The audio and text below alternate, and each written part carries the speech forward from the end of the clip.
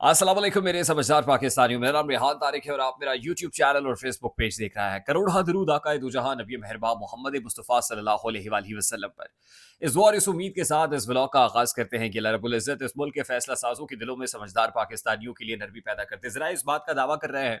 कि गुज़श्ता रोज़ general headquarters यानी GHQ में एक बड़ी बैठक हुई है और इस बड़ी बैठक का मकसद असल में ब्रीफिंग था। और इस ब्रीफिंग के बाद अब कोर कमांडर्स कॉन्फ्रेंस जो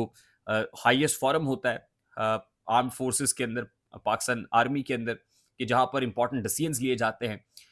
वो कोर कमांडर्स कॉन्फ्रेंस भी होने जा रही है जिसमें इंपॉर्टेंट डिसीजंस लिए जाएंगे। यानी कहा जा सकता है कि इंपॉर्टेंट डिसीजंस लेने से पहले एक ब्रीफिंग और फिर कुछ लोगों को एतमाद में कॉन्फिडेंस बिल्डिंग मेजर के तौर पर एक मीटिंग बुलाई गई है। और उसमें जो स्ट्रैटेजी है आने वाली वक्त में क्या होने जा रहा है, हिकमत अमली है, वो भी वजह की गई है। और जो लोग बुलाए गए वो ओपिनियन मेकर्स हैं और इसीलिए बुलाए गए कि वो ओपिनियन बनाएं, ओपिनियन फ्लोट करें और ultimately Aahista Aahista slowly gradually buildup बड़े फैसले से पहले होना शुरू हो जाए। अच्छा, पाक जो आर्म फोर्सेस है उसके नाम से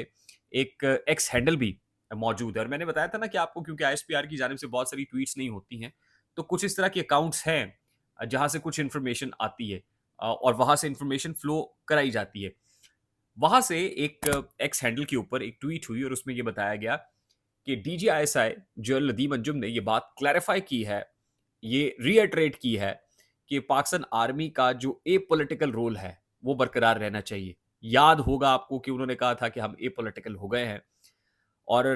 आर्म्ड फोर्सेस ए पॉलिटिकल रहेंगी। देखिए, जिस वक्त में ये एक स्टेटमेंट फ्लोट किया जा रहा है वो वक्त बड़ा इंपॉर्टेंट है। और ऐसा वक्त है जब पाकिस्तान तहरीक इंसाफ की जानिब से, इमरान खान साहब की जानिब से फौज को यह कहा गया कि अपना कोई नुमाइंदा मुकर्रर करे बातचीत के लिए। तो ऐसे मौके पर बराह रास्त नहीं बल्कि बिल वास्ता एक जवाब दिया जा रहा है कि जनरल नदीम अंजुम साहब ये कह रहे हैं कि पाकिस्तान आर्मी या फौज या इस्टेब्लिशमेंट या इदारा ए पॉलिटिकल है, ये फैसला किया था और ए पॉलिटिकल रहेगा। और साथ में ये भी बताया जा रहा है, जो बड़ी इंपॉर्टेंट बात है, वो ये कहा जा रहा है कि जो ऑफिसर्स हैं जो आने वाले 15 से 20 साल पाकिस्तान आर्मी को सर्व करेंगे, जो हाईएस्ट रैंक्स पे जाएंगे, कोई 2 स्टार जनरल होगा, कोई 3 स्टार जनरल होगा और उनमें से कोई 4 स्टार बनेगा, कोई chairman joint chiefs of staff committee बनेगा, कोई chief of the army staff बनेगा, तो उनको भी इस मामले पर कॉन्फिडेंस में ले लिया गया है। यानी बड़े तयक्कुन के साथ ये बात की गई है कि डीजी आईएसआई ये बात नहीं सिर्फ कर रहा है,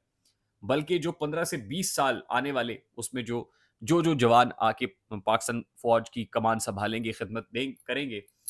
उनको भी ये बता दिया गया है कि पाकिस्तान आर्मी का या इस्टेब्लिशमेंट का या फौज का रोल जो है वो ए पॉलिटिकल है। यानी बिलवास्ता एक मैसेज दिया जा रहा है which is very loud and clear. अच्छा, अब जीएचक्यू के अंदर जो मीटिंग हुई है वो ज़रा ये दावा कर रहे हैं कि कुछ जर्नलिस्ट, जिनमें ख़ास तौर पे कुछ एंकर्स और फिर कुछ ब्यूरो चीफ्स शामिल थे, उनको बुलाया गया है। और जीएचक्यू के अंदर होने वाली जो मीटिंग है, बुनियादी तौर पे पाक फ़ौज के शोबा ताल्लुकात आमा की जानिब से जो कंसर्न्ड लोग हैं, जो कंसर्न्ड ओपिनियन मेकर्स हैं, एंकर्स हैं, ब्यूरो चीफ्स और जर्नलिस्ट हैं, उनको एक इन कैमरा ब्रीफिंग के लिए बुलाया गया। ये ऑफ द रिकॉर्ड एक मीटिंग थी और ऑफ द रिकॉर्ड मीटिंग के अंदर इस वक्त जो ऑन गोइंग सिचुएशन है, as far as the security is concern, security मामला को लेके, ऑपरेशन में इस्तेहकाम के मामले को लेके, बन्नू में जो कुछ हुआ उसको लेके, पारा चिनार में जो कुछ हो रहा है उसकी बात भी हुई है। और फिर जाहिर है पॉलिटिकल डोमेन में भी लोग सवाल करने की कोशिश करते हैं कि इस वक्त इदारा बतौर इदारा उसकी पॉलिसी क्या है, स्ट्रैटेजी क्या है, क्या कहीं बैकडोर कोई बातचीत हो रही है, क्या मुज़ाकरात हो रहे हैं, इस तरह की बातें भी। और फिर इन पर्टिकुलर जो पाक फौज के शोबा ताल्लुकात आमा के अंदर एक रीस्ट्रक्चरिंग हो रही है, इन पर्टिकुलर बड़ा एम्फेसिस इस बात के ऊपर ज़रा ये दावा कर रहे हैं कि वो रहा है कि क्या होने जा रहा है। यानी नई जो मीडिया पॉलिसी है, ये जो डिजिटल दहशतगर्दी की इस्तेलाह इस्तेमाल की जाती है, इसको जड़ से उखाड़ने के लिए जो पाक फौज है, ये शोबा ताल्लुकात आमा है, वो मीडिया की लाइन्स पे, जदीद खतूत पे अपने आप को कैसे उस्तवार कर रहा है। क्योंकि ये बात तो आ गई ना डोमेन, पब्लिक डोमेन के अंदर कि आईएसपीआर का जो में जो है वो 2 मेजर जनरल रैंक के लोग होंगे और फिर जो लेफ्टिनेंट जनरल रैंक का जो ऑफिसर है वो सब ऊपर टॉप पे बैठा हुआ होगा और 2 मेजर जनरल उनको रिपोर्टिंग होंगे। अच्छा, उसके बाद जो कुछ इंपॉर्टेंट डिसीजंस हैं as far as the transfer postings are concern, कि मेजर जनरल रैंक के कौन से 2 ऑफिसर्स होंगे यहाँ पे। फिर कुछ एलिवेशंस हैं जिनका तज़किरा हमने 2 रोज़ पहले भी आपके साथ किया था। ज़ाहिर है ये जो बड़ा फ़ोरम होता है, यहीं आप यूँ कह लीजिए कि बोर्ड से जो अप्रूवल होती है, वो कोर कमांडर्स की मीटिंग के अंदर ही होती है। वो एक काइंड ऑफ अ बोर्ड सर्व करता है और वहाँ से कुछ तौसीक और कुछ दस्तखत के साथ कुछ मंजूरियाँ इस हाईएस्ट फोरम से ली जाती हैं और उसके बाद ये ट्रांसफर पोस्टिंग्स भी, रीशफलिंग भी और फिर कुछ अपॉइंटमेंट्स वगैरह भी यहीं से एलिवेशन को लेके मामलात यहाँ से चलते हैं। तो इस हवाले से अब वो ये कह रहे हैं कि कोर कमांडर्स कॉन्फ्रेंस में जो बात हम आपसे कर रहे हैं, आईएसपीआर से मुताल्लिक, कुछ ऑपरेशन से मुताल्लिक, पॉलिटिकल डोमेन से मुताल्लिक, तो इस फोरम के ऊपर अब ये डिसीजंस होने जा रहे हैं। फिर ज़ाहिर है पॉलिटिकल डोमेन के अंदर ये भी कहा जाता है कि इमरान खान की जो हवालगी है वो मिलिट्री की कस्टडी में या मिलिट्री कोर्ट में ट्रायल करने के लिए तैयारी की जा रही है। फिर हमने बताया कि एहतसाब अदालत के जज तब्दील हुए हैं, 190 मिलियन पाउंड केस अपने फाइनल राउंड में दाखिल हो गया है। तो पैरेलल ये भी ओपिनियन डेवलप किया जा रहा है कि बताइए, इस हवाले से ओपिनियन बनाइए कि आने वाले दिनों में जो कह रहे हैं कि जी मामला ठीक हो जाएंगे, फ्लेक्सिबिलिटी है, मुज़ाकरात नहीं बल्कि अब मिलिट्री कोर्ट में ट्रायल और 9th ऑफ मई के मामले के ऊपर ज़रा भी फ्लेक्सिबिलिटी नहीं होगी। यही वो बात है जो अली अमीन गड्डापुर ने गुज़श्ता रोज़ इमरान खान साहब से मुलाकात करने के बाद भी बताई थी कि बातचीत तो चलती है एस्टैब्लिशमेंट से, लेकिन अभी कोई प्रोडक्टिव आउटकम नहीं है, जो होगा तो फिर बताएंगे। अच्छा, दूसरी तरफ शेर अफजल मरवत से मुताल्लिक ये खबर सामने आ रही है कि सरवरी जमात की जो रूहानी पेशवा है जमीलुज़्ज़मान साहब, उन्होंने शेर अफजल मरवत को ये ऑफर की है कि वो पाकिस्तान पीपल्स पार्टी को ज्वाइन कर लें। अच्छा, अब मैं सिर्फ कमेंट को किस पे इस मौजू पे सिर्फ ये इतना करना चाहता हूँ कि Sher Afzal Marwat as of now बुनियादी रुकनियत मुअत्तल की गई, चेयरमैन मानने के लिए तैयार नहीं है। एडिशनल सेक्रेटरी के दस्तखत से जारी की गई सेक्रेटरी जनरल के होते हुए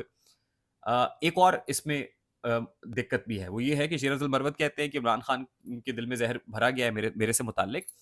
देखिए, किसी को भी इस वक्त पाकिस्तान तहरीक इंसाफ शायद निकालने या इंडक्ट करने या जो भी फैसले हैं उसमें अभी इस्तेहकाक पीटीआई को इसलिए हासिल नहीं है कि इलेक्शन कमीशन ऑफ पाकिस्तान ये कहता है कि पीटीआई के इलेक्शंस जो है वो अभी अप्रूव या डिसअप्रूव, यानी अप्रूव इस वक्त हुआ ही नहीं, प्रैक्टिकली एग्जिस्ट ही नहीं करती कोई भी ऑर्गेनाइजेशनल स्ट्रक्चर या हायरार्की ऑफ द पीटीआई कि